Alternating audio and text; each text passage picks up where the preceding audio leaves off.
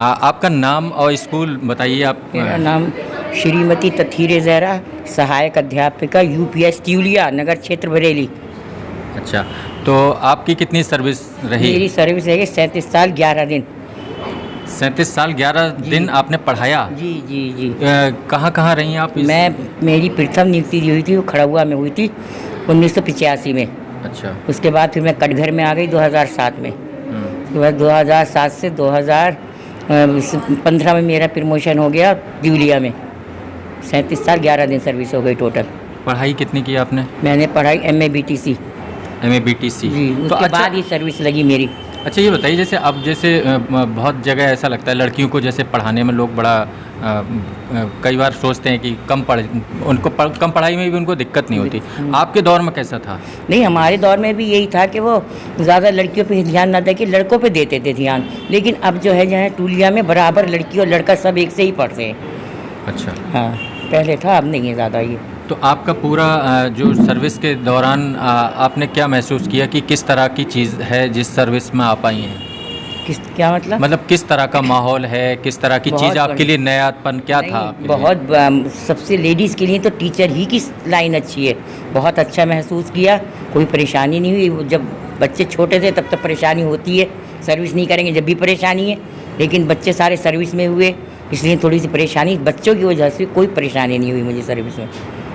अच्छा, जैसे हमने अभी इससे पहले जो मैडम थी उनसे भी पूछा कि वो कौन सी ऐसी कोई घटना रही जब आपको लगा कि मैंने टीचर बन के बहुत अच्छा किया, या ऐसी कोई घटना जिसमें आपको लगा हो कि बेकार ही बन गए हम टीचर?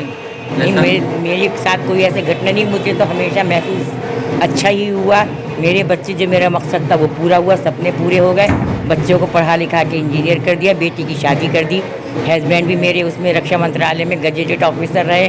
कभी कोई मुझे परेशानी महसूस नहीं, ऊपर वाले ने मेरा बहुत साथ दिया कदम कदम पर।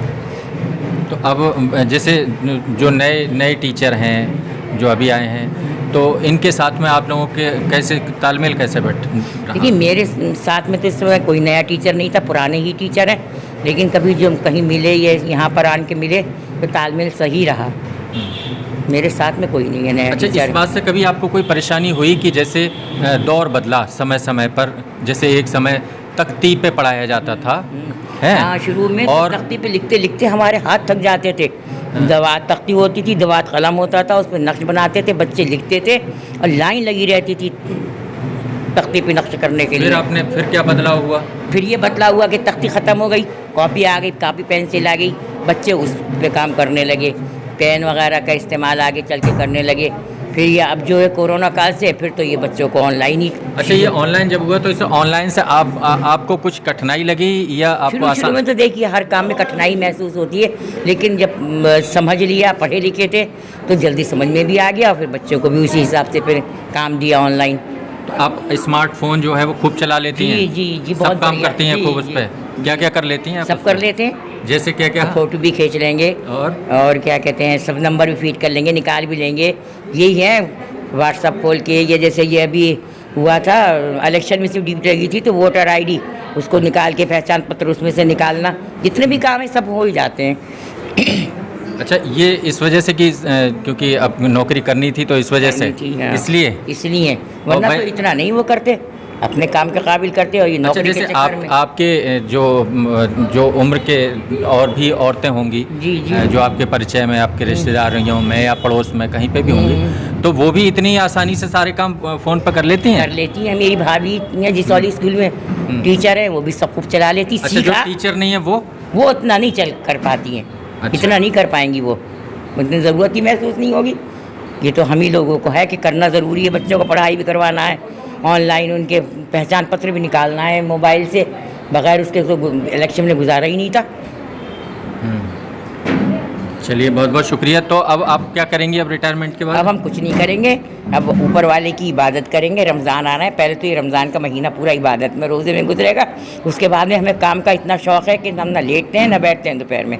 अपने घर के हज़ारों काम है वो करेंगे, बच्चों को आसपास वाले बच्चे हैं उन्हें बुला लिया करेंगे, उन्हें पढ़ाएंगे और हमारा टाइम कट जाएगा, घर में बच्चे हैं।